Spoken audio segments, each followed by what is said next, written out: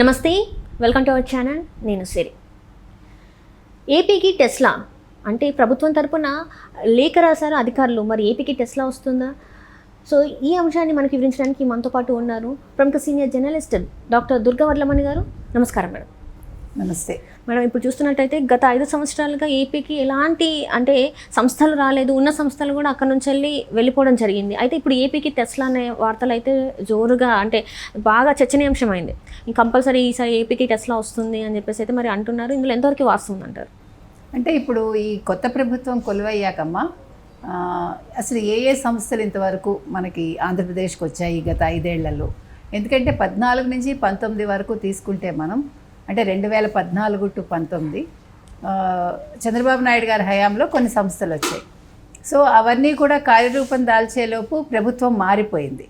So మారిపోయాక ఇప్పుడు ఏం చేస్తున్నారంటే 2019 నుంచి 2024 వరకు వీళ్ళు ఏం చేశారంటే, వైసీపీ ప్రభుత్వం అప్పట్లో విశాఖపట్నం వేదికగా 13.12 కోట్ల విలువైన అంటే ఈ పెట్టుబడుల ప్రతిపాదన తీసుకొచ్చారు. కానీ అవి ఎందుకనో కార్యరూపం దాల్చలేదు. అవన్నీ కూడా ఆగిపోయాయి అట్లా. సో ఇప్పుడు ఏం చేస్తున్నారంటే చంద్రబాబు హయాంలో ఇప్పటి ప్రభుత్వం, ఇప్పుడు ఎందుకంటే చంద్రబాబు నాయుడు గారు వచ్చారు అంటేనే పరిశ్రమలు వస్తాయని అందరికీ తెలుసు. మీకు గుర్తుంటే కనుక అయితే వైసీపీ ప్రభుత్వం తరఫున జగన్మోహన్ రెడ్డి గారు ఎన్నికలకు ముందు ఒక ఇంటర్వ్యూలో, అంటే ఒక ఛానల్కి ఇచ్చిన ఇంటర్వ్యూలో, పరిశ్రమలు వస్తే ఉద్యోగాలు రావు, పెట్టుబడులు పెడితే ఉద్యోగాలు రావు, 4 ఏళ్ళు అలాగ వాళ్ళకి చేయబట్టుకుని అలా తీసుకెళ్ళి చేపలు పడ్డ నేర్పిస్తే చేయూత, తర్వాత పానీపూరి బండి, లేకపోతే కూరగాయల బళ్ళు, పళ్ళు, ఆయన రకరకాలు చెప్పారు. మీకు తోపుడు బళ్ళు పెట్టించాలి, తర్వాత ఇది మటన్ షాప్స్, చికెన్, ఫిష్, ఇవన్నీ కూడా. అంటే ఆయన ఆలోచన అక్కడితో ఆగిపోతుంది. అంతకు మించి ఆయన, ఎందుకంటే ఆయన అసలు ఒక వ్యాపారస్తుడు కాదు, అంతకంట మనం ఎప్పుడు చెప్పుకునేది ఆయన ఒక రాజకీయ నాయకుడు కాదు, అంతకంట చదువుకున్నారు. కానీ అంటే ఒక రాష్ట్రాన్ని ఎలా అభివృద్ధి చేయాలి, ఒక రాష్ట్రానికి కావాల్సింది ఏంటి, యువతకు కావాల్సింది ఏంటి, అసలు ఏ రకంగా పెట్టుబడులు తీసుకురావాలి అనే దాని మీద ఆయనకు దృష్టి లేదు. నిన్న చూసామంటే అసలు తాడేపల్లి ప్యాలెస్ ముందు అందరూ ఆశ్చర్యపోయేలాగా, అసలు ఏంటమ్మా అదంతా కూడా టెక్నాలజీకి సంబంధించి, అంటే ఎవరు రాకుండా వాళ్ళు బుల్లెట్ ఇవి కానీ అసలు ఒక్కొక్కటి చూస్తే కళ్ళు తిరిగిపోతున్నాయి. అంటే నేను సింహం సింగిల్గా వస్తుందని ఇన్ని రోజులు చెప్పిన పెద్ద మనిషి మరి ఇంత సెక్యూరిటీ అవసరమా? నువ్వు వెళ్ళాలంటే పరదాలు కట్టాలి, నువ్వు వెళ్ళాలంటే చెట్లు నరకాలి. అశోకుడు చెట్లు నాటించను, జగన్మోహన్ రెడ్డి చెట్లు నరికించను, చరిత్రలో చదువుకోవాలి మనం. అంత ఘోరంగా ఉంది పరిస్థితి. కాబట్టి ఇప్పుడు ప్రజలు ఎందుకు వేశారు చంద్రబాబు నాయుడు గారి కోట్లు? జనసేన కావచ్చు, కూటమికి. బికాస్ వాళ్ళకి బాగా 5 ఏళ్లలో వాళ్ళు రియలైజ్ అయ్యారు, ఓకే మనకి అభివృద్ధి లేదు, సంక్షేమం, నెల వస్తే ఇంత డబ్బులు వేసాడా, 2 బట్టలు నొక్కాడా ఆయన, 5 ఏళ్ల తర్వాత ఓట్లు అడుగుతాడు, నేను నీకు సంక్షేమం ఇచ్చాను నాకు ఓటు అయ్యి, అదే కదా ఆయన అడిగారు. సో ఆ ప్రజలకు ఒక జ్ఞానోదయం అయింది కాబట్టి చంద్రబాబు నాయుడు గారికి ఇచ్చారు. చంద్రబాబు నాయుడు గారు ఏం చెప్పారు? అభివృద్ధి, సంక్షేమం 2 పక్కపక్కన ఉండాలి. ఒక్క సంక్షేమం ఉంటే సరిపోదు. సంక్షేమం వల్ల అంటే మనకి నష్టం, అంటే మొత్తం ఆర్థిక భారం అంతా కూడా ప్రభుత్వం మీద పడుతుంది. సో ఎప్పుడైతే పెట్టుబడులు తీసుకొచ్చి పరిశ్రమలు వచ్చి మీకు కొంచెం ఆదాయ మార్గాలు ఉన్నాయంటే, వనరులు వచ్చాయంటే, దెన్ మనం ఇచ్చినా కూడా ప్రజలకు ఒక న్యాయం చేసినట్టు అవుతుంది. అంటే ఇప్పుడు సంక్షేమాలు కింది తరగతి స్థాయి వాళ్ళకి ఇస్తారు కాబట్టి, ఇప్పుడు మధ్యతరగతి కావచ్చు, లేకపోతే పైనున్న వాళ్ళకి, పై తరగతి వాళ్ళకి కావచ్చు, ఇక్కడ మనం మాట్లాడేది క్యాస్ట్ కాదు, మనం ఉద్యోగస్తుల విధానం చెప్తున్నాం అంతవరకే. సో వాళ్ళకు కూడా న్యాయం చేయాలి కదా. వాళ్ళు ఏమంటారు, మేము కట్టిన ట్యాక్సులతోటి మీరు సంక్షేమాలు ఇస్తున్నారు అంటారు. కాబట్టి ఇవన్నీ దృష్టిలో పెట్టుకుని, ఇప్పుడు మీకు ఇంకా గుర్తుంటే కనుకైతే జగన్మోహన్ రెడ్డి ప్రభుత్వంలో ఆ హయాంలో, అంటే నాకు ఒక వ్యక్తి నచ్చడు, ఆ వ్యక్తి నా కళ్ళ ముందు ఉండకూడదు, లేదు నాకు ఒక వ్యక్తి నచ్చడు, ఆయన బిజినెస్ రాష్ట్రంలో ఉండకూడదు, మరి ఇటువంటి వ్యక్తి అసలు ముఖ్యమంత్రిగా పనికొస్తాడా? అది ప్రజలు అప్పట్లో తెలియక వేశారు. వాళ్ళు ఒక్క ఛాన్స్ అనేసరికి వాళ్ళు ఇదైపోయారనమాట. వాళ్ళు అయిపోయి వేశాక అమర్రాజా బ్యాటరీస్ని పంపించేశారు. మన అందరికీ తెలుసు అది. టెస్లా వస్తుందంటే టెస్లాకి ఆయన స్థలం చూపించలేదు. ఇవన్నీ కూడా జరిగాయి.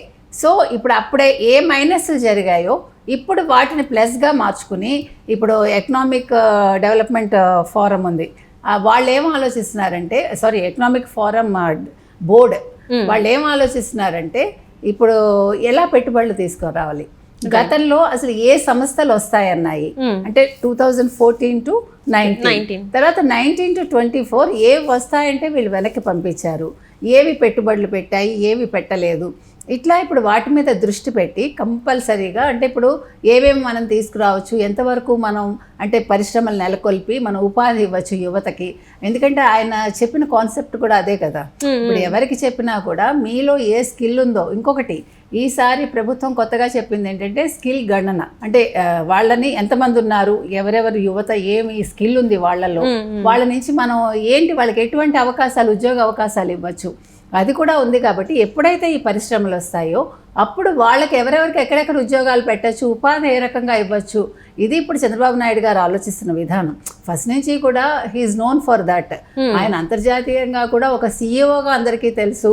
అసలు ఈరోజు హైదరాబాద్ ఒక ఐటీకి ఒక హబ్ అయిందంటే ఆయన వల్లే. మీకు గుర్తుంటే కనుక అయితే అసలు బెంగళూరు అప్పుడు చాలా ఐటీకి ఎప్పుడు కూడా నెంబర్ 1 ఉండేది. అటువంటిది బెంగళూరుతో సమానంగా హైదరాబాద్ పోటీ పడింది చెప్పాలంటే. అంటే ఒక హెల్దీ కాంపిటీషన్ ఉండేది అంతే తప్ప ఇక్కడ ఒక మనస్పర్ధలు కానీ అట్లా లేదు.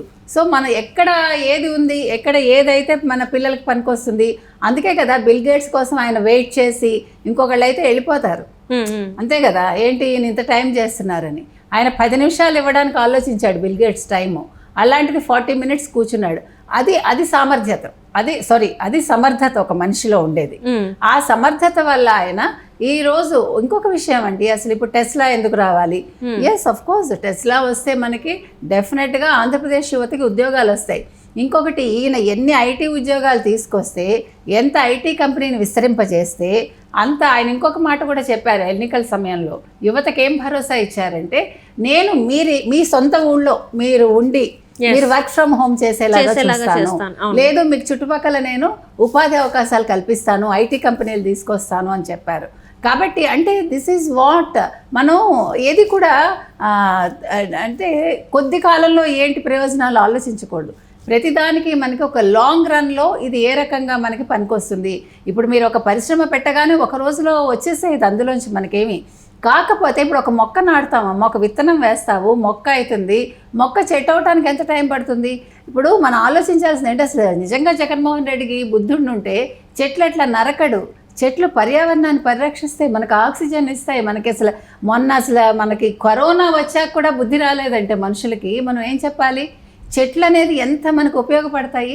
అలాంటి చెట్లను నరకటం అంటే నిజంగా ఒక ప్రాణిని మనం చంపినట్టే.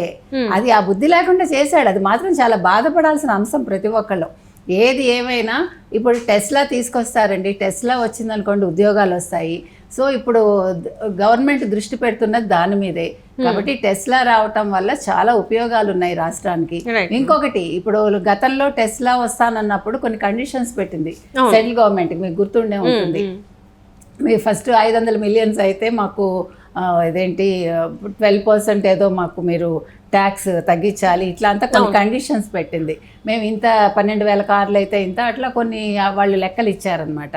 సో ఏది ఏమైనప్పటికీ ఈ రోజు కనుక నిజంగా చంద్రబాబు నాయుడు గారు టెస్లా తీసుకొస్తే అది ఆయన గొప్పతనమే కాకుండా యువతకి తప్పకుండా ఒక ఉపాధి మార్గాన్ని అయితే చూపిస్తుందండి.